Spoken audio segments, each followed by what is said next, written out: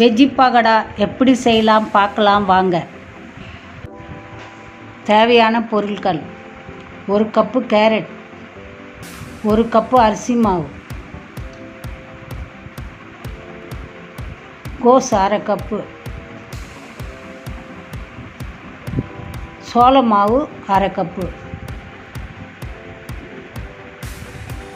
Cut பண்ணது புதினா 1 cup சின்னது, இஞ்சி பூண்டு பேஸ்ட்டு கொஞ்சம், தேவையான அளவு முந்திரி நல்லா பொரிச்சு பொடியாக நறுக்கி வச்சுக்கோங்க. முந்திரியை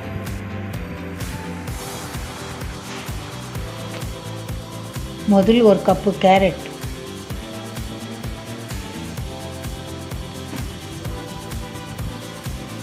இப்போ எடுத்து வச்சுருக்க கோஸை போடணும்.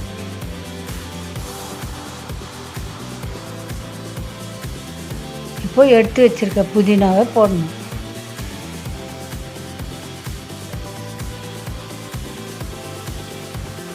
இஞ்சி பூண்டு பேஸ்ட்டு கொஞ்சம்.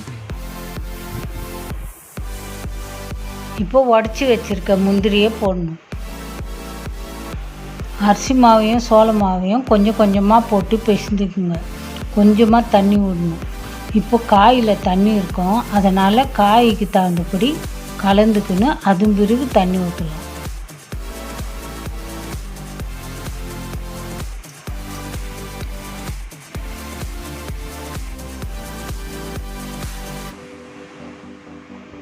தேவையான அளவு உப்பு போட்டு நல்லா கலந்துக்குங்க. அந்த காயில் தண்ணி வரும், பார்த்து தண்ணி ஊற்றிக்கலாம்.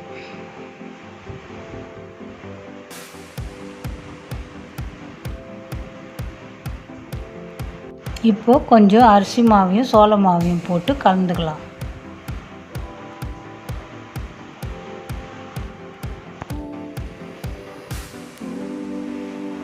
கொஞ்சம் தேவையான அளவு தண்ணி.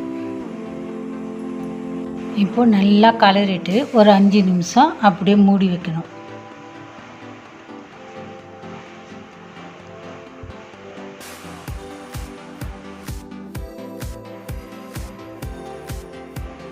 இப்போ கடாயை வச்சு தேவையான அளவு எண்ணெய் ஊற்றணும். எண்ணெய் நல்லா காயணும், இல்லைன்னா எண்ணெய் ரொம்ப வலிக்கும் பகோடாக்கு.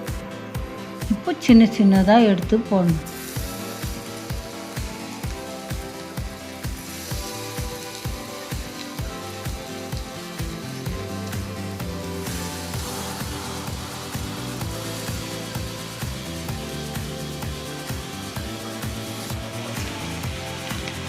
இது போல் பொன்னிறமாக வந்த உடனே எடுத்துடுங்க. பாருங்க, பொன்னிறமாக வந்துச்சு, எடுத்துடுறேன். இப்போ வெஜ்ஜி பகோடா ரெடி. இது மறக்காத உங்கள் வீட்டில் செய்து பாருங்கள். உங்களை அடுத்த வீடியோவில் சந்திக்கிறேன். நன்றி, வணக்கம்.